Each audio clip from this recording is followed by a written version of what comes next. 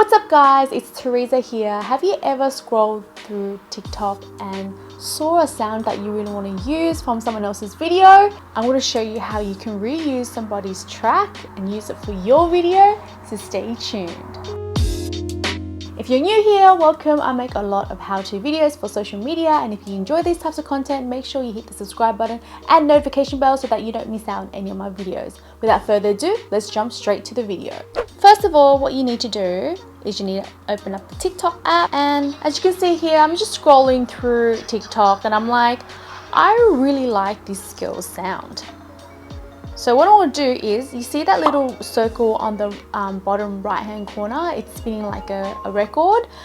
Tap into that and there you can actually add it to your favorites, or you can use the sound and now you can start recording your own TikTok video with it.